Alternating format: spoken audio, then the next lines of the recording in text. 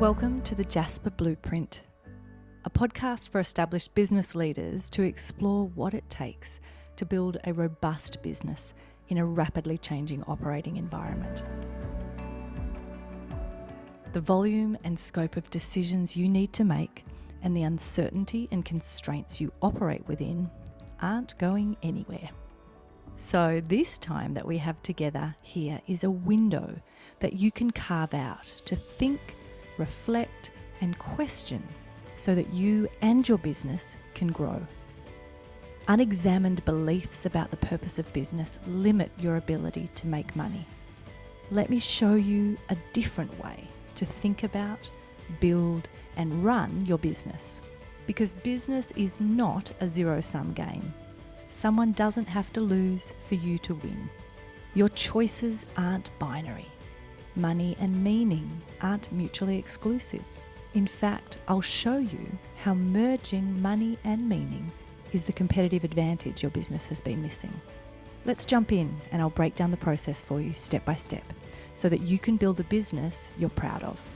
Picking up on some of what we began to explore last week, I want to look today at the mechanics of what is actually driving our businesses. So often we just make assumptions and we think we know what those drivers are. We think we know why we're prioritizing what we prioritize. We aren't actually taking the time to really dig in and ask the questions we should be asking or get clarity on the areas that we need clarity. And so this conversation today is to come at some of those foundational aspects I talked to you about last week, where we really need to start to have better answers, stronger articulations to share with our team as we move forward to build organisations which are robust enough to be able to see us through the incredible change that is already upon us and the aspects of what it's going to take to actually run a financially stable business that is sustainable over time. So that's what we want to unpack a little bit today.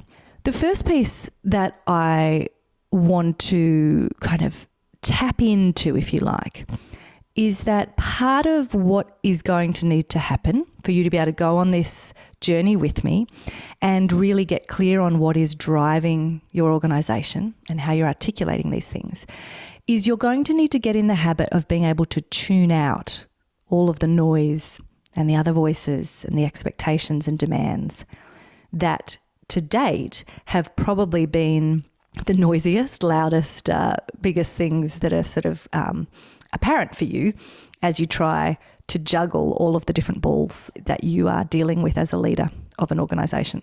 So I want to acknowledge that that can be tricky because these patterns are deeply in us as leaders.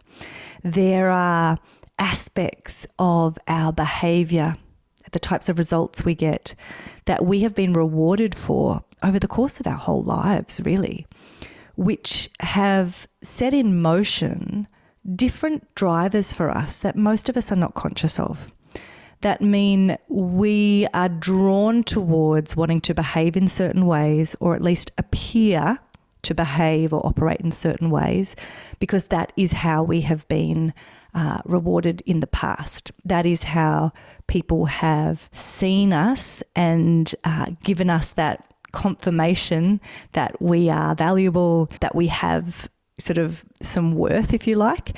And those pieces, the patterns that are there, are part of what we need to become more conscious of, because there are a whole bunch of things that society has told us are important or that we should value and we should chase after that put on a pedestal things like busyness and work ethic. And as I said, they reward us for certain kinds of behaviour. And yet, if there's one thing that I see a consistent pattern in with all of the leaders that I work with, it doesn't matter what country they're from, it's that you get to a point where you are exhausted and where those ways of engaging, those ways of leading are no longer sustainable. You are too exhausted and you don't want to operate like that anymore. And the reason why we get to that point is because of this which voices are we listening to challenge that I started with. Because we have got so used to operating in a way where we are chasing after what someone else tells us the goal should be. And so we just unconsciously keep going through the motions with that because we were good at it. We've been rewarded for it. We have an identity or an ego that's wrapped up in that. And so we just keep going through the motions. And then we wonder why so many of us hit that point of exhaustion or burnout, where you start to feel demoralized by the whole thing. So the piece I want to encourage you on today is that it's okay if you have either been there or you're currently in that place, but we can do something about it. And the thing we can do about it is completely within our control, which is exciting because it doesn't rely on someone else. You don't need to wait. You can do it now. So as we go on this exploration together, what I want you to realize is that coming to a place where you actually pause long enough to get clear on foundational elements within your business is not a distraction or a waste of time. You know, I've talked to you last week about some of these phrases and things people use where they keep seeing this type of work as something else to add on or a distraction from the real work. What I want to say to you is that if you don't pause now and have these conversations with yourself and those around you, it is going to just make the problem worse, and it is certainly not going to get you where you want to go. You will not be able to sustain the current approach to running a business, to leading, or to guiding your organization, your team through the actual challenges that you're facing. So let's have a little bit of a look at this aspect of those mechanics, of those drivers, if you like, of how the business is actually operating. And one of the aspects that I want to look at in that is that a little bit like people often talk about things like soft skills, or we give categories to different types of skills or activities where we're making a judgment just by what category we put it in. Some of these pieces that sit in the mechanics part of the drivers of your organization have traditionally been pushed into this soft skills, little fluffy, nice to have aspects. And yet that is a misnaming. So some of these foundational elements are things like how you actually articulate your mission as an organization and how well you articulate your vision to your team. And they can be done in really superficial ways. They can be done in token ways, just once a quarter at a strategy retreat, or, written in a board report.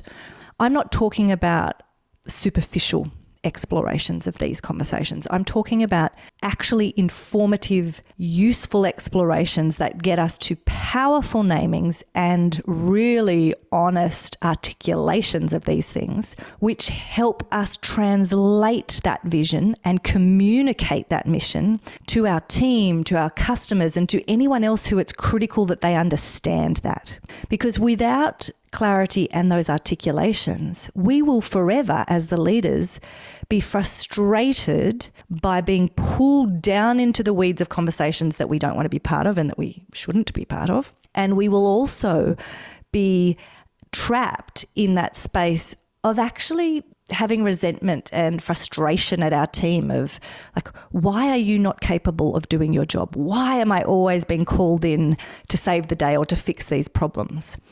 And part of the honest reflection here, when we look at these mechanics and we look at with some honesty and vulnerability around, have we done a good enough job as a leader to actually articulate these critical elements? If we haven't, that's okay.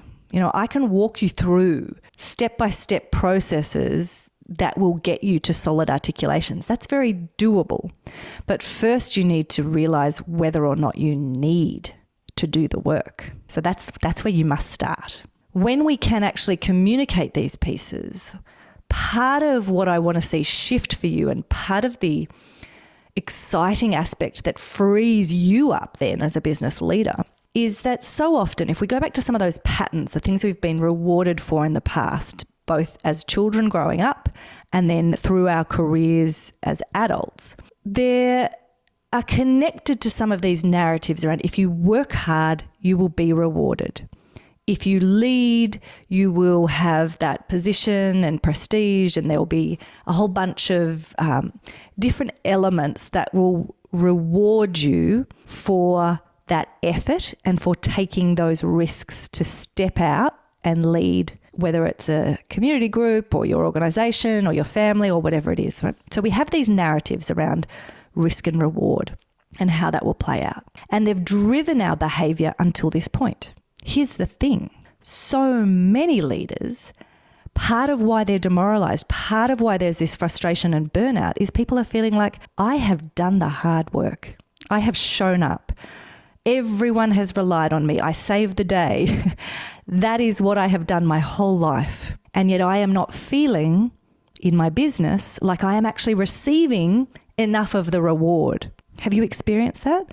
Have you got either to that place now, or do you feel like it's at least familiar that there are moments where it feels like your business has become all risk and no reward? That actually it's hard to justify why it's worth putting in the effort you are, taking the risks you are, carrying that burden on your shoulders as the leader, when, to be quite honest, you look around and you think, wow, there's team members, employees who are turning up carrying none of the risk of this business, and yet quite often they're getting more of the reward than I am as the leader or the business owner.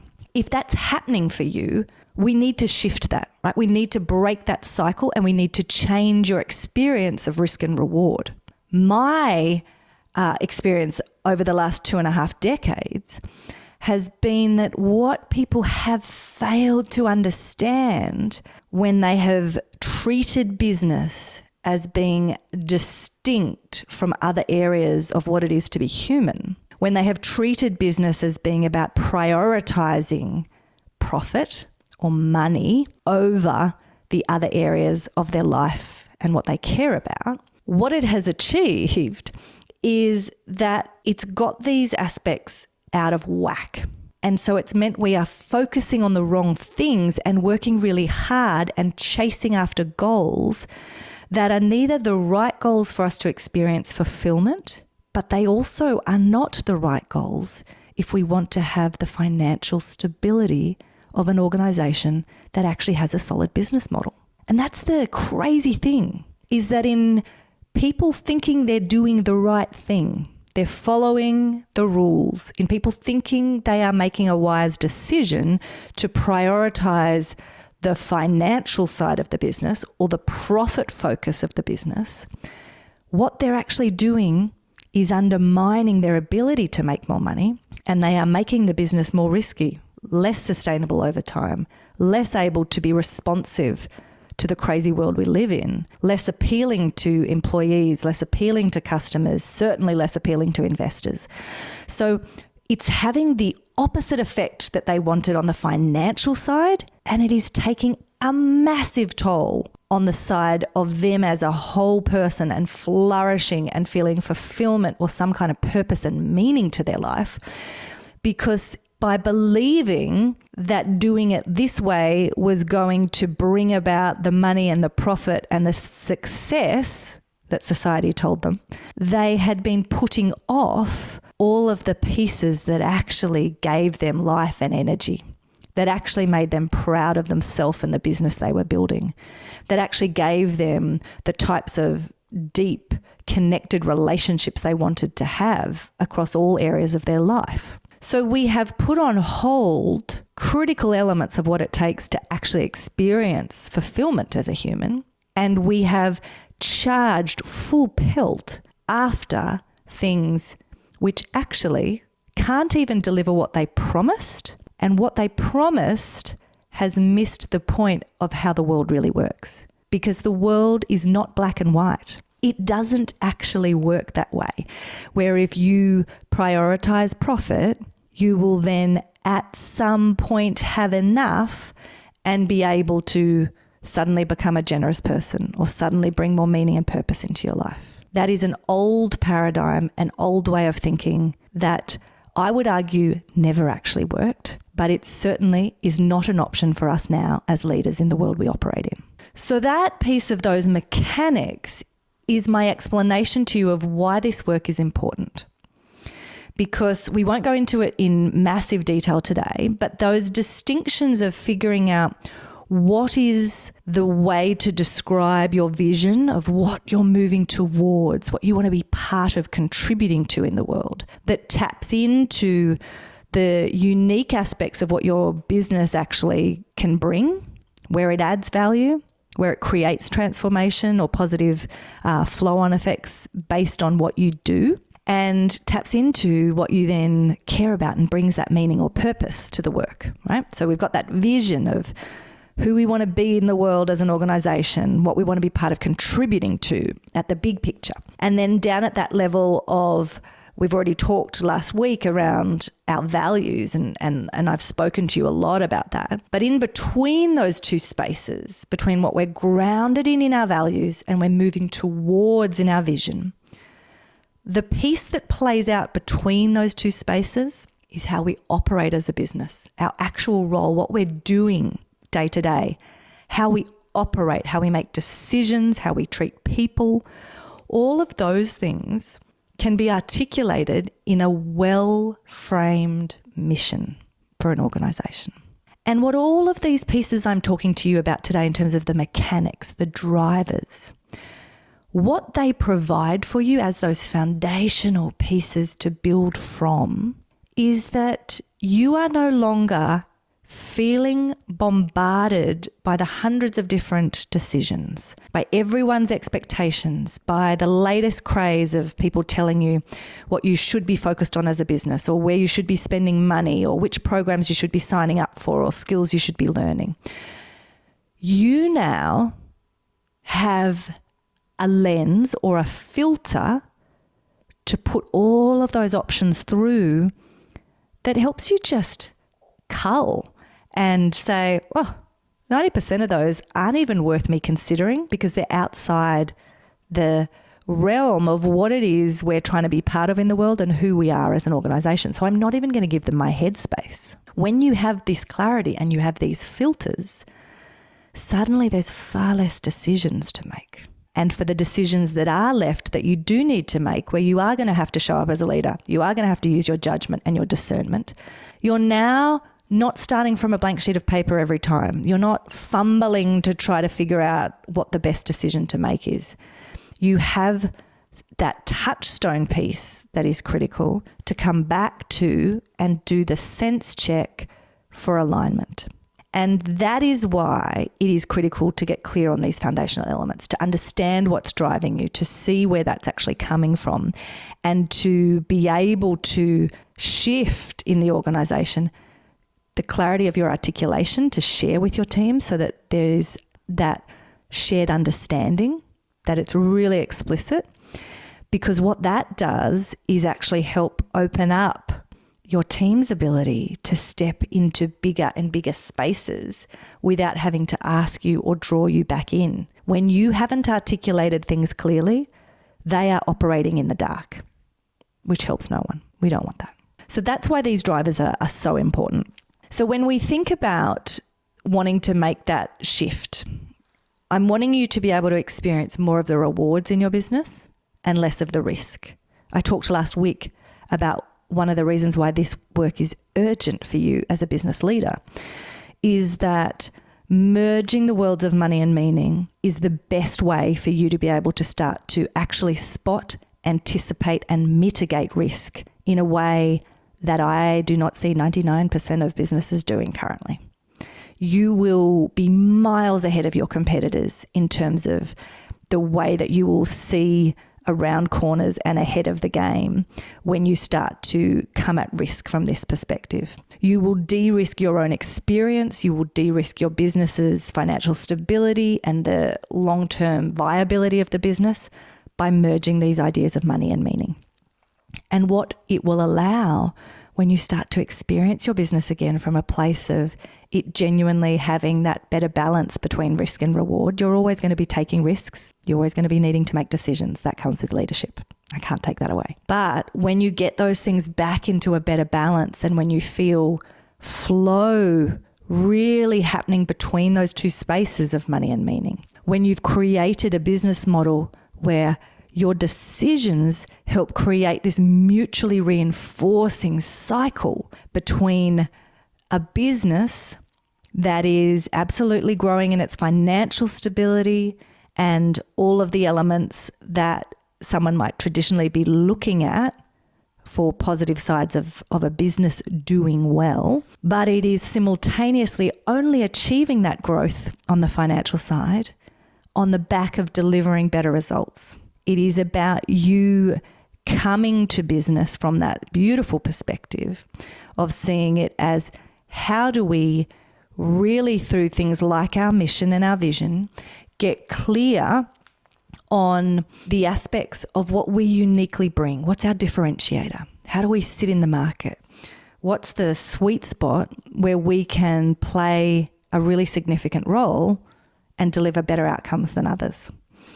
When you actually know the value you bring, your role to play, and then when you understand your customers, and I'm going to go into this in more detail next week, then what that allows you to do is shift to this beautiful perspective of the purpose of business that says it's about know the value you bring, understand the value customers want, and then underneath that, you're able to then create that piece around capturing value in return, right? So it's about value.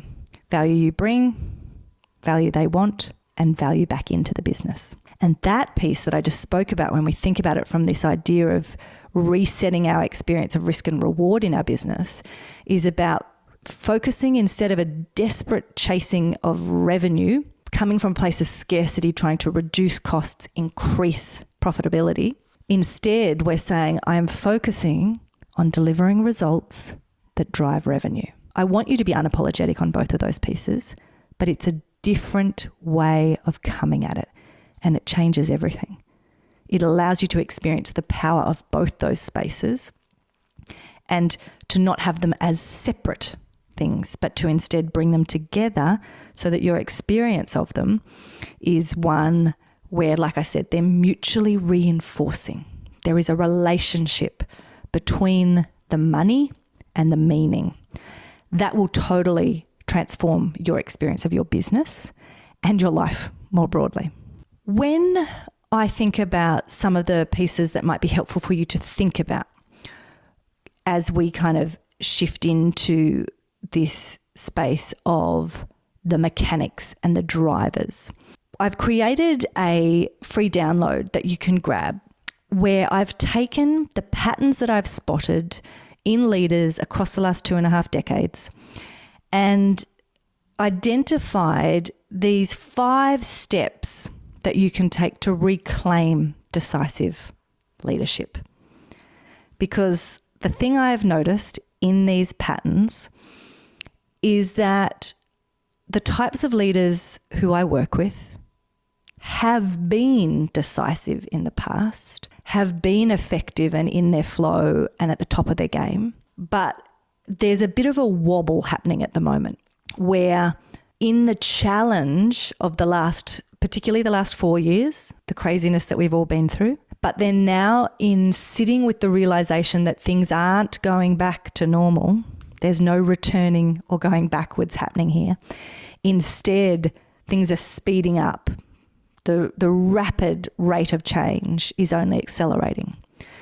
What I'm seeing is leaders getting overwhelmed by the amount of decisions they're having to make and not having those customized filters I talked about that you can have if you build out clarity in these foundational areas of those mechanics and drivers of your business. So the piece that I'm going to leave with you as the drive to action today, rather than walk you through these different steps or questions, just jump into the show notes or shoot me a message and you'll see a free download that you can access called the 5 Steps to Reclaiming Decisive Leadership. And in it, you'll find these 5 different categories that I've pulled out as those patterns that decisive leaders are able to answer these questions. They have an ability to speak really confidently and with clarity into these 5 areas. And I want you to read through those and reflect on how many of those are you able to answer with clarity for your organisation? Which of those areas are there gaps for you? And just use that PDF as a bit of a prompt for you this week in your own thinking, in your own reflection about your business, when you drive into the practicalities of what does this mean for you. Because I don't want you engaging in this conversation theoretically and just saying that's really interesting. I want you to pull it down to the practicalities of what does this mean for you. So we've talked today about those mechanics of what is the driving aspects of your business and getting really clear on that. Being honest about the patterns in your behavior, where you've been rewarded in the past, and starting to then become more intentional and doing the work to have firm, clear articulations on foundational elements in your business that free you up to actually lead and not be down micromanaging in the weeds. But I want you to go beyond just those initial thoughts and jump into the PDF and really use that this week as your guide, as your prompt to shape your thinking. And then send me a message. Let me know how you go. I'd love to hear which of the 5 areas you feel you're nailing and doing really well, and which are either a bit confronting or challenges or gaps for you, because we can go into more detail in that based on what you need. I hope that's been helpful.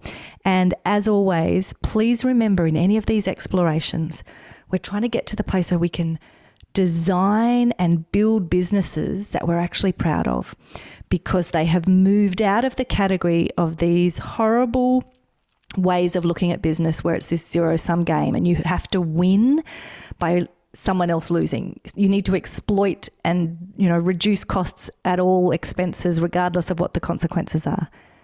We want to reject that notion of business. We want to reclaim the purpose of business, the roots of business that are more about that wholeness, the flourishing for us in the operating and the owning of those businesses, but also in that risk and reward relationship that we talked about. Let's get you back to a place where you feel not resentful, not exhausted or overwhelmed by your business, but in a beautiful experience of flow, because you've created this win-win where you're proud of what you're building and it connects aspects of meaning and money through the same business model.